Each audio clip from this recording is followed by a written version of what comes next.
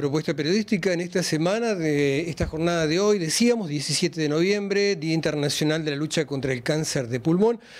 Con relación a este tema vamos a hablar con neumonólogo, el doctor Sebastián Calí. Sebastián, buenas tardes, gracias por venir.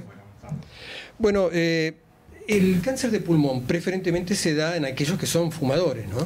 Sí, hay una incidencia bien asociada como un factor predisponente en pacientes que son tabaquistas. No es la única situación, digamos, hay un grupo también grande de pacientes que no son fumadores y que por situaciones personales, que se pueden, múltiples factores, pueden generarse o asociarse a cáncer, también van a estar. O sea, hay un grupo dentro del cáncer de pulmón que se asocia íntimamente con el tabaco y hay otro grupo que no, entonces vemos esta dualidad, de que a veces hay pacientes que tienen la patología sin ser fumadores. Pero el tabaquismo determina o acelera o influye negativamente, por supuesto, en relación al cáncer. El cáncer de pulmón preferentemente se da a aquellas personas adultas, mayores adultos de 60 años, o también se ve en gente joven. Lo vemos en gente joven con mucho menos frecuencia y a medida que va avanzando la edad, todos tenemos más riesgo de padecer patologías oncológicas. Así, con la expectativa aumentada de la vida, van apareciendo más enfermedades relacionadas a las partes oncológicas. El de pulmón, que es uno de los más frecuentes, es uno de estos que juega un rol importante. El cáncer de pulmón está ahí tercero en el grupo. Creo que el cáncer de colon es el más que afecta más a los hombres, el cáncer de mama y después el cáncer de pulmón. Exacto, sí, está el de próstata también ahí dando vueltas. Todo esto que nombrábamos, colon, mama, próstata, tienen como algoritmos de prevención o de búsqueda bien marcados, donde, bueno, mamografías, el Papa Nicolau para la parte ginecológica, los controles en relación a próstata, la colonoscopía. En cambio, en el cáncer de pulmón, el paciente muchas veces llega un poco más tarde, porque consulta el paciente que tiene síntomas respiratorios, o algún paciente que tiene algún antecedente familiar directo, o que es fumador, y por ahí puede llegar a querer hacer los estudios de protocolo de búsqueda. O el médico que detecta a un paciente que ha fumado más de 20 años en su historia, entonces empieza a buscar algunos signos para detectar posiblemente algún cáncer. Hablando de los síntomas en sí, o sea, usted daba y explicaba de manera gráfica, hay una serie de estudios que en los otros cánceres permiten detectar o inferir que puede haber un cáncer, pero en el cáncer de pulmón, además de fumar mucho, ¿hay algún síntoma con problemas respiratorios, complicaciones que se van dando en los síntomas comunes? En general se va a asociar dependiendo de la severidad que tenga o el compromiso que tenga, ¿no es cierto?, la lesión. Hay lesiones que son tardías en su expresión, porque puede ser un nódulo quizás periférico con un crecimiento que solamente lo vamos a detectar ante complicaciones de ese nódulo, y hay otras patologías que son más bronquiales, que pueden generar sintomatología como la tos o la obstrucción dentro de ese flujo de aire, que van a expresar quizás algún proceso infeccioso un poco más temprano.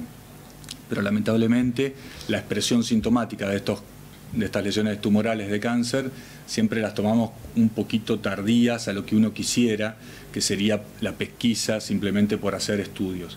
Lo que pasa es que en general no se hacen estudios de rutina, no se hace screening para cáncer de pulmón. Se han estudiado valoraciones para hacer estudios con baja expresión de rayos, porque muchos usamos todo lo que tenga que ver con radiografía o tomografía, y eso tiene, por supuesto, una incidencia en salud en relación a la radiación que le va a generar el cuerpo. Entonces, costo efectivo, hoy no se puede hacer poblacionalmente tomografías, porque tendrías que hacerle cada 6 meses tomografía a un amplio número de pacientes, entonces es difícil hacer hoy un screening para este grupo de patologías oncológicas. Doctor, yo entiendo y asumo que hay una conciencia del fumador, del que es fumador y quiere fumar siempre, se va a un lugar abierto, a un fondo, un patio, una plaza, ya se ha concientizado en las oficinas públicas que no se debe fumar. Uno a veces ve por unas oficinas que hay gente en los pasillos fumando, pero no adentro.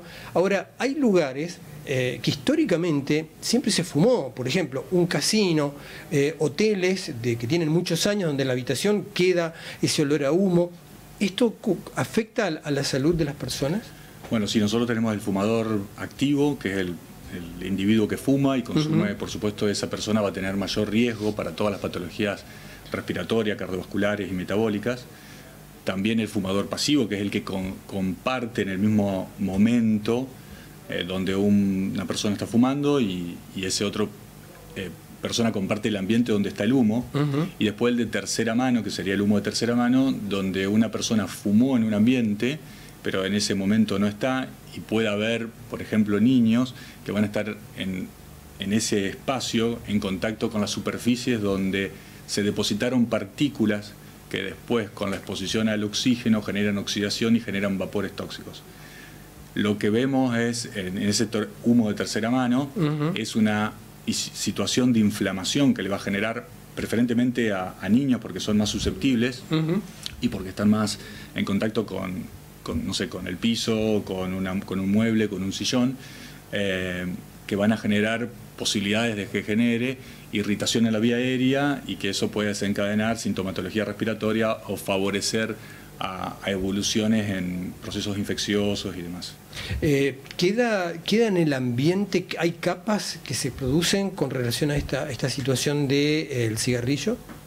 En el momento activo sí, para el fumador pasivo sería. En ese momento sí queda, es decir, las partículas tanto tóxicas que le van a generar la inhalación y los productos cancerígenos, que hay más de 5.000 productos tóxicos, habiendo cerca de 100 productos que van a generar cáncer en el humo de tabaco, por lo cual es una incidencia importante y un peso específico importante para todas estas patologías oncológicas. Uno está hablando de cáncer de pulmón en el contexto del fumador, de lo que provoca fumar, el activo y el pasivo. ¿Qué pasa con el tema humo de quema de plásticos y pastizales? ¿Es semejante al cigarrillo? Lo que tiene que ver siempre con esto es el tiempo de exposición. Y pasó ahora con esto del incendio, con esta explosión que hubo en Ezeiza, donde, bueno, dependerá la severidad de los eventos en cada persona según la cercanía, en este caso una situación aguda tan intensa como esta, en la cercanía a la explosión, el tiempo de exposición, y eso va a generar, en primer medida, una situación irritativa, sobre todo las mucosas, hablando específicamente de esta situación. Sí. Lamentablemente esa explosión tenía contenidos de diferentes sustancias vapores, químicas. Exacto, sustancias químicas, donde hubo, creo que quemas neumáticos, químicos, plásticos, una mezcla ahí de situaciones bastante nocivas para el organismo y van a generar procesos irritativos, donde eso genera una inflamación, una irritación y puede generar o exacerbaciones de enfermedades de base preexistentes o procesos de mucha sintomatología respiratoria. Y aparte hay gases tóxicos, que si estás más cerca, donde hubo en este caso la explosión, vamos a tener gases como el cianuro, como el monóxido y otros óxidos y ácidos, donde va a haber también otra sintomatología que quizás necesiten asistencia en algún nosocomio.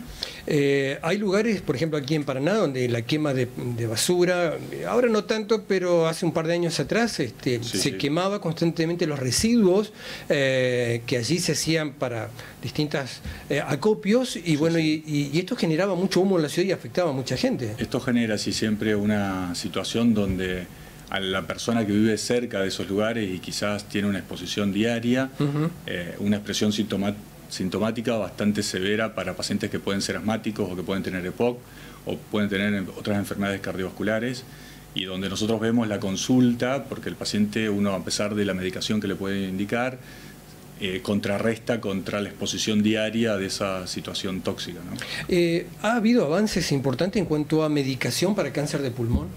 Sí, ha avanzado muchísimo desde que yo empecé en la especialidad hace 20 años atrás, donde teníamos un grupo acotado de tratamientos. Hoy hay una situación totalmente distinta, con un panorama distinto, donde hay un grupo de pacientes que responde y responde muy bien, donde antes quizás las opciones eran un poco más acotadas y uno veía que si estaba muy avanzado, la expectativa de respuesta era muy baja.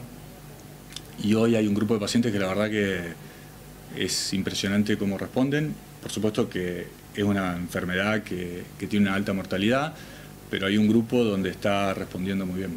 Estaba diciendo que en la Argentina más de 10.000 personas mueren por año en nuestro país con cáncer de pulmón. Es una cifra preocupante, ¿no? Es un número alto, sí. y van creciendo por esto de la longevidad de la vida. Entonces las patologías oncológicas van en aumento. Hoy también es el Día de la Lucha contra el EPOC. ¿También es un tema que preocupa y mucho a los profesionales? El EPOC también es una de las enfermedades prevalentes. Nosotros tenemos estadísticas argentinas que son hace un par de años que se hicieron estudios donde cerca entre el 15 y 17% de la población padece esta enfermedad.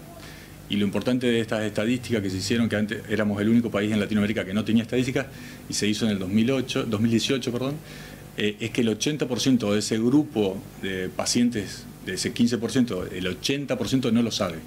Es decir, es una enfermedad que solamente un grupo muy chiquito de pacientes conoce y sabe que tiene esa enfermedad, y digamos, la posibilidad de diagnóstico es sencilla. Se hacen en todas las instituciones públicas de la ciudad, y en Entre Ríos hay muchos lugares donde se hace, y en los lugares privados también, pero es a través de una espirometría, una historia clínica, y a veces seguramente una imagen como para cerrar un poco el diagnóstico. Doctor, esto debería ser tenido en cuenta por chicos y grandes para hacer este tipo de pruebas, ¿no? Sí, sí. En general se hace, para lo que es EPOC, sería habitualmente, son pacientes que han fumado durante 20 años, que tienen una carga tabáquica cercana al paquete de cigarrillo, pero todo persona que siente que tiene dificultad para respirar o que tiene algún tipo de limitación ante los esfuerzos habituales en relación a su agitación, debería hacerse una espirometría como para valorar su funcionalidad pulmonar. Escuchándolo, doctor, y uno piensa, durante 20 años alguien que fumó un paquete o 2 paquetes, que es lo que para el fumador es poco, obviamente pasa factura en el cuerpo en algún momento esto, ¿no? Sí. Estamos hablando solamente de pulmón, pero seguramente hay alguna alteración también a todo el sistema circulatorio arterial, donde va a haber un endurecimiento, inflamación de todas las arterias, y esas arterias, tenemos arterias muy chiquititas en todos los sistemas cardiovascular, cerebral, renal, y eso va a generar también enfermedades a largo plazo que son insuficiencias cardíacas, alteraciones renales, isquemias cerebrales. Bueno, lamentablemente es una enfermedad. Teniendo en cuenta, de cada 10 fumadores, 8 de esas personas van a morir por alguna causa asociada a tabaco. Respiratoria, cardiovascular, metabólica, pero van a estar asociadas. ¿Qué pasa en aquellos que han trabajado toda una vida en un casino, por ejemplo, donde es un ambiente que hace 20 años atrás se fumaba intensamente mientras se jugaba? ¿Ha tenido casos de gente que está a punto de jubilarse con factores de riesgo por producto de esto? Sí, tenemos pacientes que han sido trabajadores de casino, que nunca han fumado y sin embargo... ¿Nunca fumaron y fueron pasivos? Nunca fumaron activamente. Sí. Y tiene lamentablemente enfermedad de un paciente fumador. Sí, lamentablemente eso existe, por eso la ley marco que Argentina está dentro de esa recomendación es donde se empiezan a sacar todo esto de los ambientes cerrados, la publicidad del cigarrillo. Bueno, hubo un cambio muy grande en todo lo que fue, ¿no es cierto?, el trabajo antitabaco. Doctor, ¿qué rol juega en todo esto la actividad física que realiza cualquier persona, sea adulto mayor o joven? En todas las enfermedades respiratorias y se adapta para la mayoría de las enfermedades. Está dentro de las recomendaciones grado. Nosotros tenemos como las recomendaciones las definimos a través de cuán certero es que sean beneficiosos, y son recomendación tipo 1, vamos a llamarle, la actividad física, tanto para pacientes jóvenes con enfermedades, por ejemplo, asmas o enfermedades metabólicas, como pacientes mayores con enfermedades cardiovasculares o enfermedades respiratorias. Y hay adaptación, por supuesto, para cada una de estas personas, según el grupo etario en el cual está y según su enfermedad, que se adaptan muy bien. Y dentro de por ejemplo, en EPOC, la tríada de terapéutica para estos pacientes es la actividad física como punto 1, el dejar de fumar, y después vienen los medicamentos, donde está vacunación, que sería un acto de prevención, y algunos medicamentos broncodilatadores que se le puede ofrecer. Doctor, hoy usted mencionaba que en 20 años de la especialidad que usted empezó, es notable la cantidad de medicamentos que hay para combatir el cáncer de pulmón. Ahora, esto significan distintos tratamientos, depende de la droga, ¿no? Depende el estirpe celular y los estudios moleculares de cada cáncer. De cada caso en particular. De cada caso en particular. Hoy se hacen todos estudios moleculares sobre la célula patológica y eso define un grupo a la cual sabemos que responde bien y se los orienta, que son estos medicamentos biológicos y otros medicamentos que hay en el mercado, pero que la verdad quedan con respuestas muy buenas. Doctor, gracias por su tiempo. Gracias a ustedes.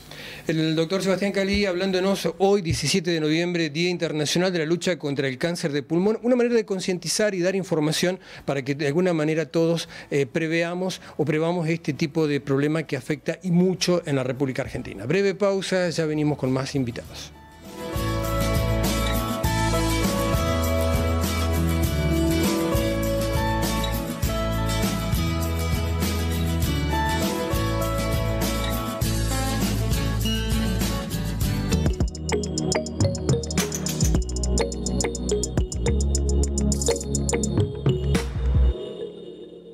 La Peruana descubre la diferencia en nuestro supermercado. Elaboración artesanal, calidad excepcional y atención personalizada. Experiencias de consumo únicas en Avenida Ramírez 2134, Paraná. ¿Sos empleado público, jubilado o pensionado provincial? Con Muper accede a eso que necesitas con tu ayuda económica 100% digital. Cuotas fijas y en pesos. Con Muper lleva adelante tu proyecto. El dinero no es todo, pero como ayuda. El dinero no es todo. Ay, como ayuda. El dinero no es todo, pero como ayuda. El dinero no es todo. Ay, como ayuda. Crecer. Con vos siempre. El Rey del Pollo. Más de 30 años brindando calidad, calidez y los mejores precios en nuestros productos. Pollo, papas fritas, ensaladas, pizzas, variedades de empanadas, tartas.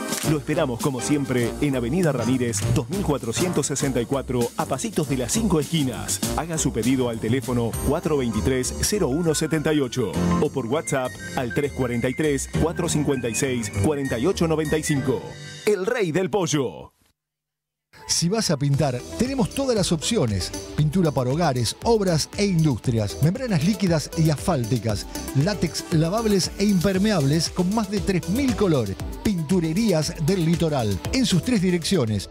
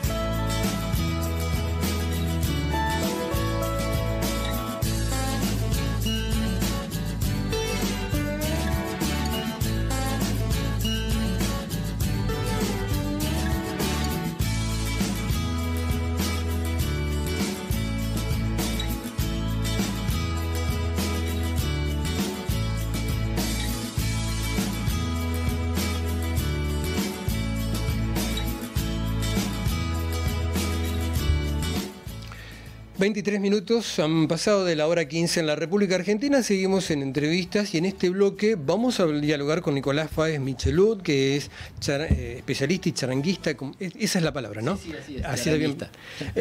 Donde nos va a contar algunas convocatorias muy lindas, muy importantes que la UADER en definitiva está convocando, ¿no? Sí, así es. También mis funciones son dentro del Departamento de Cultura de la Universidad, así que llevamos adelante desde hace varios años ciertas actividades, una de ellas la Misa Criolla en diciembre, Milonga para el Día del Tango también en el mes de diciembre, y bueno, el día de ayer estuvimos compartiendo el segundo encuentro interuniversitario de coros, que convocó a 4 coros de Ciencias Económicas de la UNER, de la Universidad Católica de Misiones y un coro de La Plata, y bueno, por supuesto, como locales, el coro de la Facultad de Ciencia y Tecnología de la UADER, junto a estudiantes de Humanidades. ¿Hubo una buena respuesta de la gente y de los sectores? Sí, la verdad que sorprendidos, porque es una propuesta que va tomando volumen. el canto coral es una actividad que en nuestra ciudad tiene muchísima importancia. Hay grandes instituciones con las que normalmente trabajamos, como mencionar a la Asociación Verdiana de Paraná, que hace del canto coral un culto y también una actividad que propicia muchísimos valores que tienen que ver con la universidad también, en esto de la comunidad, de la tolerancia, del respeto, de la cooperación para lograr algo bello, ¿no? En este caso. Esta convocatoria que hay ahora es particular para este determinado evento. Vos decías hoy al comienzo, hay muchas actividades y generalmente diciembre es un mes de balance, pero también de propuestas que tienen que ver con los coros, ¿no? Sí. Porque la Navidad, viene la misa criolla, la celebración, despedidas de año, balance de año. Y ustedes tienen un rol clave en esto. Sí, sí, por supuesto. Las colaciones, cierres de talleres, los talleres culturales que desarrolla la universidad en el territorio.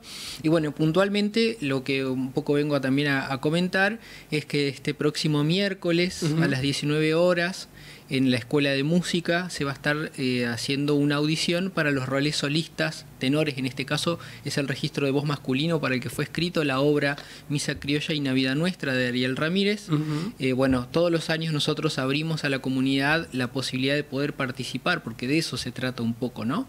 Está destinada a estudiantes, a profesionales del canto que quieran ocupar esos roles que, como digo, son los roles solistas, los roles más importantes que tienen las obras. Y por otro lado tenemos una convocatoria abierta también para los días, bueno, esa actividad que comentaba recién se hace, necesita una inscripción previa que se pueda acceder mediante la página de la universidad, ¿no? En los distintos lugares que habitualmente la gente consulta. Exactamente. Y después tenemos una convocatoria abierta para la gente que quiere integrar la masa coral.